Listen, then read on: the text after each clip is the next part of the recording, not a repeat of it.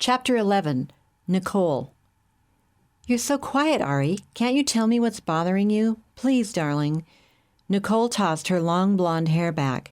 It just touched the shoulders of the soft pink silk suit that graced her slender 5 feet 9 inch frame. With high heels, she was slightly taller than Ari. Meticulously groomed and a perfectionist with her makeup, she habitually wore the latest Parisian fashions, yet never seemed overdressed. She looked intently into Ari's dark and troubled eyes. Ari avoided her gaze and turned to stare at the profusion of red and yellow tulips blooming next to the small sidewalk café where they were seated at Le Petit Pont. Just beyond the narrow strip of flowers and close-cropped lawn, the heavy afternoon traffic crawled sluggishly along Quai Montebello, bordering the river Seine. In the background rose the majestic spires of Notre Dame. "It's nothing, Nicky," said Ari unconvincingly, taking another sip from his glass and keeping his eyes glued on the traffic. "Nothing at all." "Don't say it's nothing when I can see what it's doing to you." Nicole's deep blue eyes searched his face in concern as he continued to stare past her in silence. "Please, love." A native of Paris, having graduated from the Sorbonne shortly after she and Ari had fallen in love and she'd moved into his apartment, Nicole was now doing her residency in neurosurgery.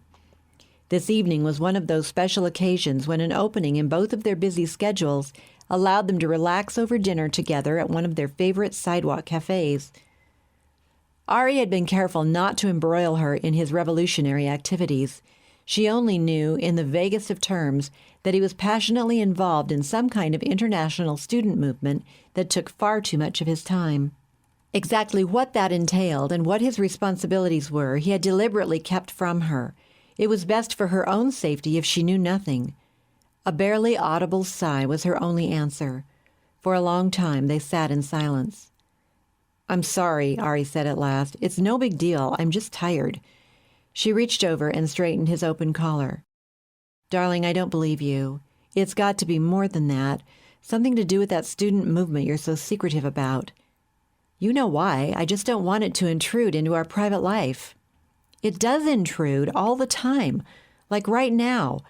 Better that you should confide in me than this silence. And anyway, you know it's not healthy to keep everything to yourself." "You don't tell me everything that goes on in the hospital."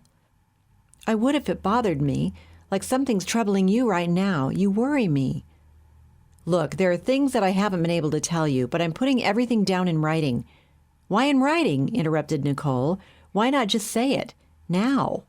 "You don't understand. It will all be in a sealed package, to be opened only in the event of my death, or disappearance. If certain people know that would happen, well, it would be a kind of life insurance." Nicole leaned forward and looked intently into his eyes. "What are you saying? Someone might want to kill you?" Ari shrugged. "Does that shock you?" "It scares me. You can't just drop it there. I'm entitled to some explanation." He reached for her hand. "Please, Nicky, don't be afraid. Nobody's going to kill me, but there are some people I've worked with who would like to get rid of me if they could. They need me desperately right now, so I'm in no danger. Yet. But someday, fairly soon. So that's why you're worried. And I was chiding you. I'm sorry." "Actually, I wasn't worrying about myself. I was thinking of China. Something tragic is going to happen." "How do you know?" "I go there once in a while. 2 weeks ago, for example." "You do? You told me you're going to Berlin to lecture." "Of course." Ari forced a laugh. "The less you know, the better, for your own safety." "Ari, this doesn't sound good. You've really got me scared." "Now you know why I didn't tell you. I didn't want you worrying." "Well, I'm going to worry plenty if you don't come clean." "Don't ask for that, Nicky, please. I'll tell you some things, but let's keep it the way it was and avoid this subject. You've got to trust me, okay? No girlfriends here and there? Nicky, you know me better than that. You've captured my heart so completely there isn't even the tiniest corner that anyone else could get hold of." Nicole smiled. "I'm sorry, love. I was only teasing." "I hope so." Ari reached out to touch her cheek. She was not only beautiful and intelligent, but there was a priceless quality deep inside, loyalty, steadfastness, trustworthiness, that came through in their moments of intimacy. Their eyes met, comfortably, laughingly, and he knew again why this woman had his complete trust. Her keen mind and sensitive, gentle nature had been both a challenge and a comfort to him. "Ari," she persisted, "after what you've said, well, you have to tell me at least something, a little bit, now. Please, darling." He turned to focus on the rush hour traffic again, hesitating. At last he said, "It's an unbelievable story."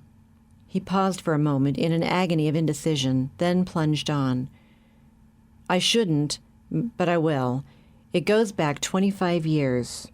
I was a kid of 20 then, idealistic, hating the lies and oppression in the so-called people's democracies behind the Iron Curtain.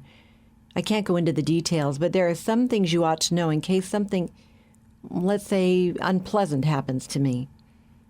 "Ari, I love you with all my heart. I'll do anything, go anywhere, endure anything. You have to trust me. Please." He drained his glass. "First of all, Ari's my real name, not Hans Mueller." "It's not a nickname just for me to call you?" "No." "If you're not really Hans Mueller—" "Look, that's a name I took as a cover. I didn't want you to call me Hans, but by my real name. So I had to tell you it was a nickname just between us. In fact, I don't even know my real last name." "You don't? Go on, let's have it all." A different kind of fear was written on her face now. Ari hung his head. "Nikki, I'm sorry, but it was for your own good." "So what's in your past that you had to cover up? You have to tell me." "I escaped from East Germany in '64. "That's nothing to be ashamed of." A great relief expressed itself in her relaxed features now. "The way it happened and why is a mystery I've lived with all these years. To tell it might expose the 3 amazing characters who got me out to the West, which I mustn't do in case they're still operating in East Berlin. That's where I first met him. He was the leader." "Him? You mean the American you introduced me to as a business associate that you used to know in East Berlin?" "Roger? No, that's another part of the story." "He's really a business associate?" "Yeah, sort of. He represents an international banking conglomerate that's, well, frankly, involved in everything from laundering drug money to banking fraud and gun smuggling. So far, they don't suspect that I know these things about them." "And you're partners with them? Ari, so they're the ones who want to get rid of you?" "They'd like to, but I'm not really a partner. There's money involved, but it's complicated, and I can't talk about it now. Let's forget that for the moment, okay? I'm not talking about Roger and his group, but the 3 mysterious characters who got me out to the West. They seem to be part of an anti-Marxist faction inside the East German regime. Well, at least that's what I was supposed to believe. I don't know what to think now, because 4 years later, one of them showed up here at the Sorbonne during the 1968 student riots. That was before your time." "I was 7 years old," laughed Nicole, "and Aunt sent me a Barbie doll from America for my birthday. How could I ever forget that? But go on." "Well, briefly, I had organized student demonstrations around the world, from Berlin to Madrid to Berkeley, and then it got out of hand. Right here at the Sorbonne, the students took over the university. Riot police came in with armored trucks, water cannons, tear gas. 10,000 students fought back with Molotov cocktails. 8 million workers, half the French labor force at the time, went on strike, took over factories. It was hell for a while. Students and workers marched through the streets of Paris, smashing windows, burning cars, chanting, 'De Gaulle, adieu!'" "I remember seeing that on TV," exclaimed Nicole. "It was terrible." "Well, the students were given the most sweeping reforms since Napoleon. Workers got big raises, which, by the way, nearly bankrupted the country in those days. But it wasn't adieu. De Gaulle won the next election by a landslide.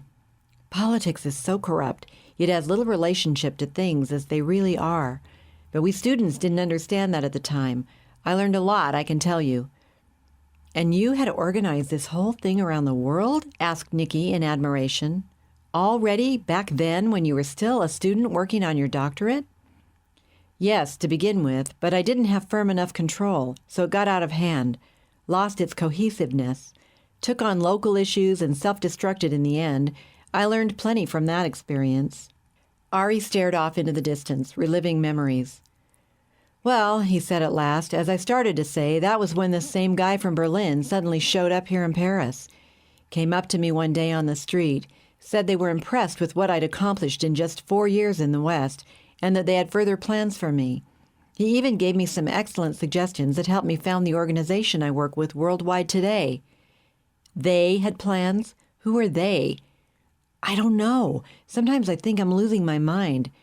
I'd seen him, the very same man, in nightmares that I'd had periodically for years, even before he arrested me, or pretended to, in East Berlin. In nightmares, Ari? The very same man? You're sure? Absolutely. Be honest with me, Nikki. Do you think I'm crazy? Of course not. It's not unusual to dream of someone you may have seen somewhere. Someone in a crowd, perhaps. You don't even remember, but the face made an impression. It's nothing to worry about. No, Nikki, it's more than that. Why do you think so? It's happened 20, 30 times. In dreams, he stares at me. I'm totally helpless, sucked in, out of control. It feels like he's trying to take over, think for me. I fight it, try to break free. He closed his eyes for a moment in pained memory. It's even happened during the day lately. Suddenly I see his face and strange thoughts begin to race through my mind. Like what? Initiation.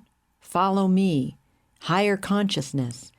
It feels like I'm being taken somewhere. Nicole sat in quiet thought. At last she said tentatively, "It could be some kind of mind control. There's so much we don't know about the brain. Some of the operations I'm involved in, well, skip the technicalities, but we're considering the possibility that one mind can affect and even take over another from a distance. Is that what you're afraid of?" Ari nodded. "It sounds bizarre, but I get the feeling that it's happening." "And you think he's connected to Roger and his finance group?" "I know he is. All three of the mysterious figures are. Roger won't admit it, but I'm sure he's lying. The CIA's involved with these, whoever or whatever they are. And I've discovered that Roger is with the CIA, and the banking consortium doesn't know that's where his real allegiance lies. They arrested me, the three of them, at Roger's apartment in East Berlin. But Roger swears he was just as surprised as I was. Thought they were Stasi. Is he telling the truth? It's possible he didn't know anything at that time, but I'm sure he does now. One of these days I'll have all the evidence. Not that it really matters." Nikki turned her empty glass round and round, staring at it thoughtfully. "I think," she suggested cautiously at last, "that they've been trying to take over your mind. Not entirely, that's not possible. I mean, it would be obvious to anyone who knew you if that happened. But to influence your thinking, to plant some thoughts, key ideas that would lead you in a certain direction, that would be much harder to detect." "You really think that's possible?" Nikki nodded. "What I do in the hospital, of course, has nothing to do with what we're talking about, but I do a lot of reading just to keep up. It's hard to get data because most of the experiments in this area are top secret, involving the CIA or KGB. Ari nodded solemnly. "That ties in with a book I read recently about CIA involvement in psychic experiments, leading to contact with entities from another dimension. What do you think of that?" Nikki sat up very straight, folded her hands on her lap, and spoke earnestly. "I'd take it quite seriously. We're spending millions trying to contact intelligent life somewhere in space." "Exactly what I told Roger the other day. He just ridiculed the idea, which makes me think he's hiding something." "He must be," said Nicole thoughtfully. "Common sense would tell anybody that we're not the only minds in the universe. Suppose those three you met had been taken over by some minds from who knows where, out there somewhere, and the same entities, or whatever they are trying to take over your mind and body as well." "That's what it feels like. My God, I can't let it happen." Nicole's eyes expressed a concern beyond words. "Ari, I'm going to consult some of my colleagues. Tomorrow." "No, you can't do that, Nikki." "Relax. I won't say whom I'm talking about. Just a patient. I want to get some opinions."